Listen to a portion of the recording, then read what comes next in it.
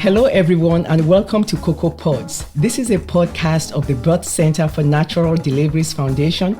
I'm Dr. Bola Sogade. I'm a women's health specialist.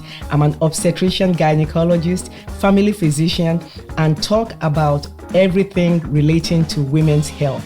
Today, we are fortunate to have with us, all the way from California, Dr. Pringles Miller.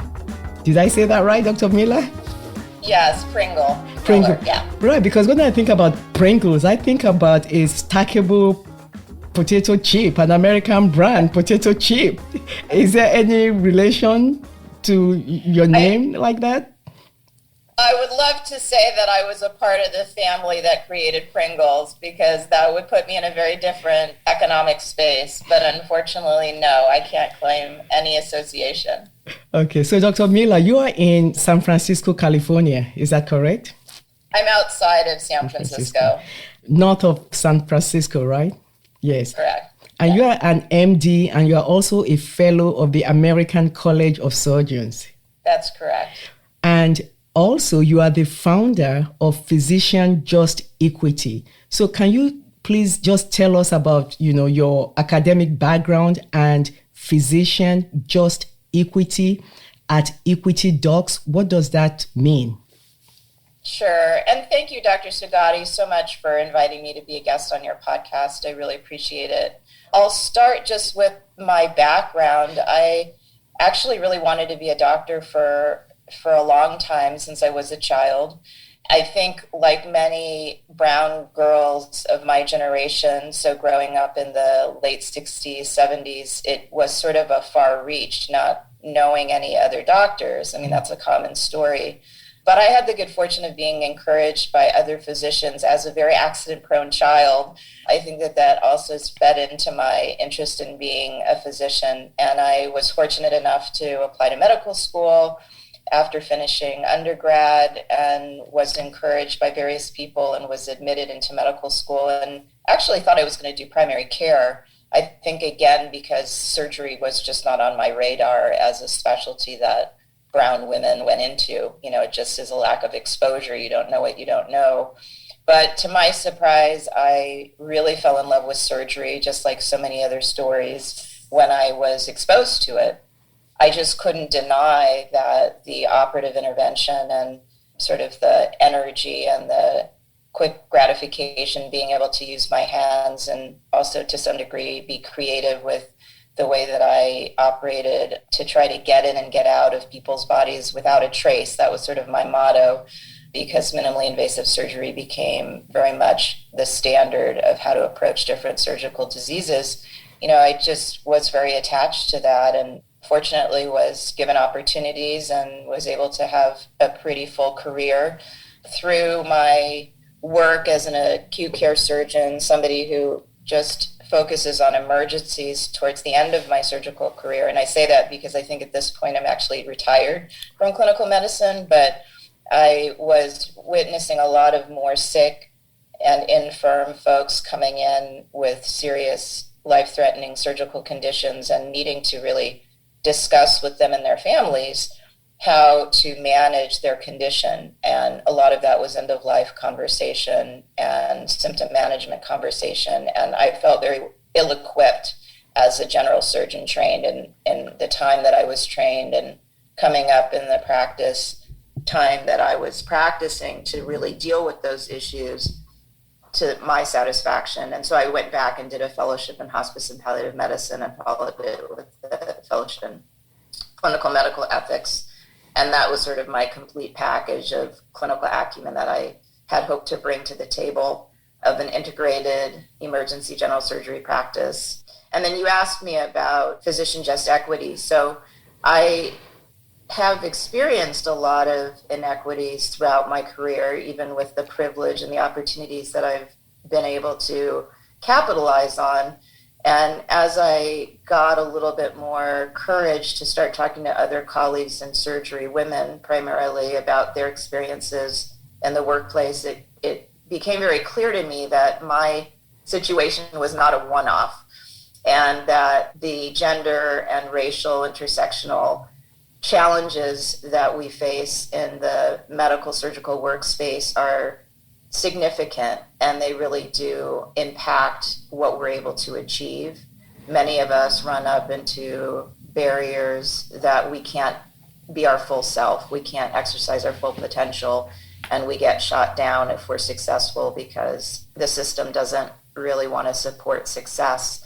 It was a hard realization, but it was a realization that made me understand that there needs to be an advocacy organization for women and underrepresented minorities and or underrepresented individuals in the medical field to have a place to fall back on for safety and support, because we don't find that usually in our institutions, within our sections, within our departments, and we find it in our larger community, but those are people who sometimes aren't a part of medicine and don't really know the way that medicine works.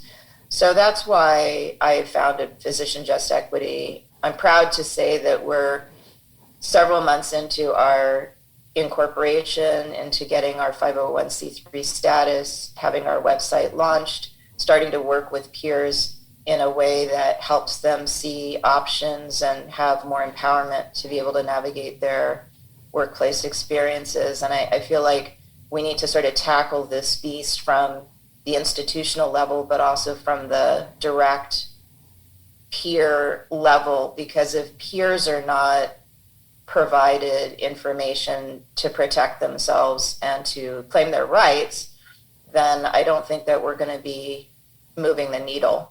And so that's kind of what this organization is really focused on, is not so much institutional reform, but helping individuals become a worthy adversary to the institutional shenanigans that we know play out over and over and over again and are disrupting people's careers and sometimes ending people's careers prematurely in a very egregious way. Wow. I'll stop talking. No, thank you. That was a lot. No, this is what we need. Thank you so much. You wrote 2 articles that caught my attention, and one of them was the irony of diversity, equity, and inclusion during the fall of Black doctors. Addressing racial health disparities in our patients start with ending racism in our workplace. And this was just released April 9 of this year. And the other article was Inclusion for Women in Surgery Involves Re-envisioning the Surgeon Archetype, a commentary for the Social Consciousness in Surgical Care and Research series for surgery. And this was also released in March 23 of this year. And we come from a maternal mortality reduction point of view.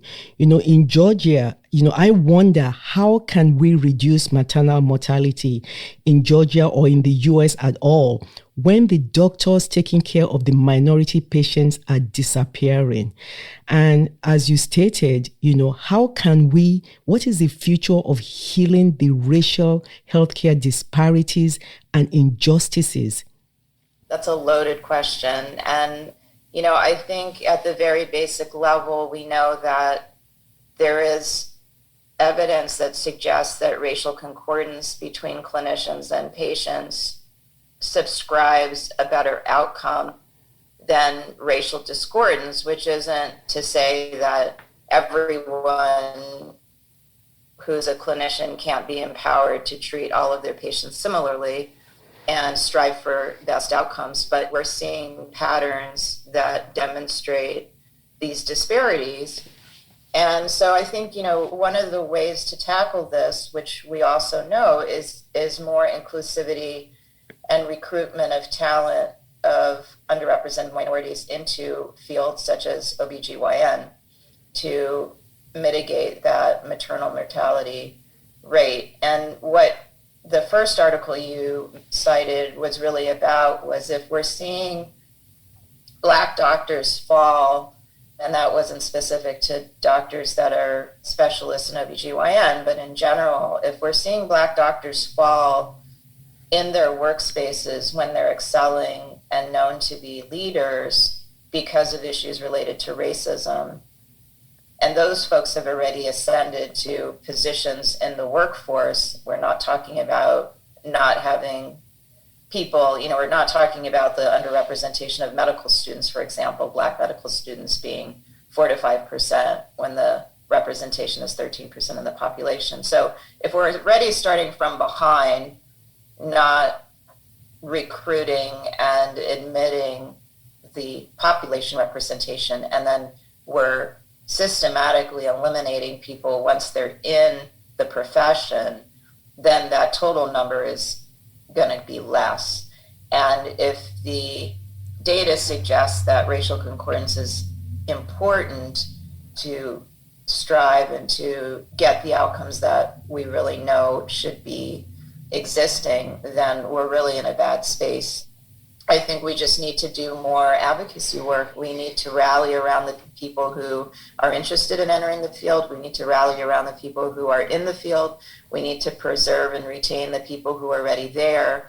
And we need to make an impact on the folks that aren't brown and Black people, that this is an important ethical duty that everybody be treated the same so that we don't see these disparities. And, then you talk about regionalism, where there's still more evidence of racism and sexism in the South than there is, for example, in the Pacific Northwest or California or other places in the country. So there's definitely not a geographical equalizer. There are places that are a little bit further ahead than other places. And one of the things I think is really interesting, one of the articles that I read, which doesn't have to do with race so much, but I think it's probably relatable in some respects, it was a cardiology article that looked at outcomes in women who were patients relative to their provider. So women who treated women, men who treated women, and then men who worked with women. And what was really remarkable about that article, and I could get it for you, but I can't remember the title of it right now, was that women physicians and their patients had better outcomes. So when you had gender concordance, you saw better outcomes for women than the men. But then when you had men who worked with women, their outcomes were better than men that didn't work with women. And so I think, the reason I mention this is that we need more numbers, because I think that those numbers will not only have direct effect on outcomes because of the care people are delivering, but the impact of our expertise and our awareness of what needs to happen across the board in terms of equity will be more front and center for all of the people who maybe don't see that right now.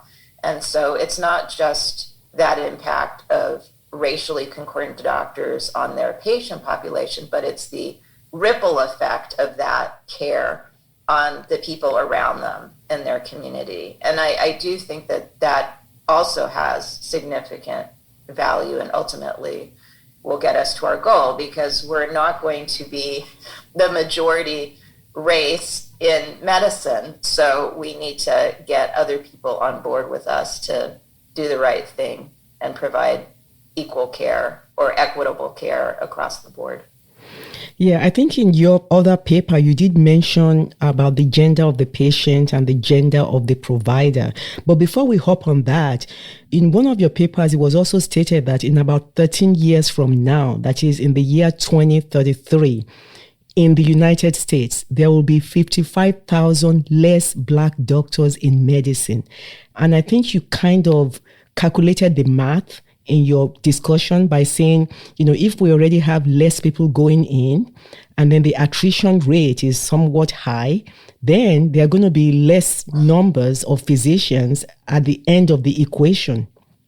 So that was actually not specific to Black doctors. That was a statistic that I drew from two different national organizations. So the one having to do with medicine physicians was taken from the AAMC, I believe, and then the 30,000 less surgeons was taken from the American College of Surgeons. And I think that the important point is that we're looking at a physician shortage, not just racially specific, but just in general, we're looking at a physician shortage coming up in 2033. And I think that because there isn't a retention for underrepresented minority physicians, and surgeons, this deficit is just going to be worse, because that's just a projection given the population and the throughput of physicians into the system. That's not really accommodating for, and it's probably accommodating to some degree for retirement, but the people that are leaving for reasons related to discrimination are not leaving when they're retirement age. They're leaving when they're in their early career stage or mid-career stage. So I think those numbers are probably underestimates, and they're certainly not taking into consideration the proportional loss of women and underrepresented minorities. And, as a profession, are we acknowledging, racism? Are Black colleagues willing to support one another openly, transparently, and with the courage to choose what is right over what is safe or convenient? I mean, what is, even as a profession, what is going on amongst us? Yeah, I mean, another really excellent question. I can't say that I have my finger on the pulse of that entirely, but what I can say from my own experience and talking to many, many people who are having difficulties in the workplace is that, medicine is hierarchical. There are dominant relationships. It's white male dominated. And because of those different structures that are implicit to the profession as it is right now, it's very hard to speak up because you become a vulnerable individual if you're a dissenting opinion about what's going on. And that might have to do with supporting a colleague who's being bullied and harassed. It might have something to do with knowing that the patient care isn't up to quality and you're saying something about that because you're a patient advocate. So there are a lot of reasons that people find themselves in untoward situations in their workplace. And I don't think it's just an issue of underrepresented doctors, Black doctors not supporting one another. I mean, I think it's really an issue of doctors in general not supporting one another and the struggle to stay in the game. And if you voice something that isn't popular, you're vulnerable. And when you've invested many, many years and often very much capital into your career, it's hard to argue that people should sacrifice that. I mean, I've often made the parallel, and it's not a parallel by any stretch of the imagination, but during the civil rights movement, people sacrificed their lives for civil rights. And I think we're at a space where people are sacrificing their careers for civil rights. It's obviously a dramatically different sacrifice to sacrifice your life over your career, but people who go into medicine have a strong calling. They may do it partially because of the economics, but a lot of people do it because they just have a passion for helping other people, and it's sort of their calling. And when you pour so much of yourself into that calling, into that career, and you have to make a choice between ending your career prematurely because they're going to come after you versus keeping quiet so you can continue in your career, it's a very difficult decision to make for a lot of people who are supporting families, people who are supporting parents, people have economic needs and they love what they do. Sometimes turning a blind eye for self-preservation is the choice that people make. My contention with Physician Just Equity is I think if we form a large enough coalition of people that are watching the accountability of institutions and people in power, it's going to be harder and harder to pick us apart. It's going to be harder and harder to single out individuals because they won't be individuals anymore. They'll have a huge network of people behind them who will make a lot of noise if something goes wrong. And so that's sort of the premise of Physician Just Equity is the system isn't policing itself adequately. We know this to be true. Some places do it better than others, but in general, there's a real failure of advocacy for individuals at the institution. And so we need to be our own advocates. We need to have a union. We need to be a collective that cannot be reckoned with. Well, Dr. Miller, thank you so much for your time. This is just amazing. I know you are an extremely busy woman. I really appreciate your time and your insight into this problem. So thank you so very much. Also available on our website, the information for Physician Just Equity. So thank you so much for your time. We're very appreciative of you.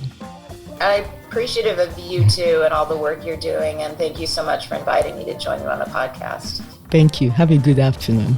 You too. Thank you. Bye-bye. Bye-bye.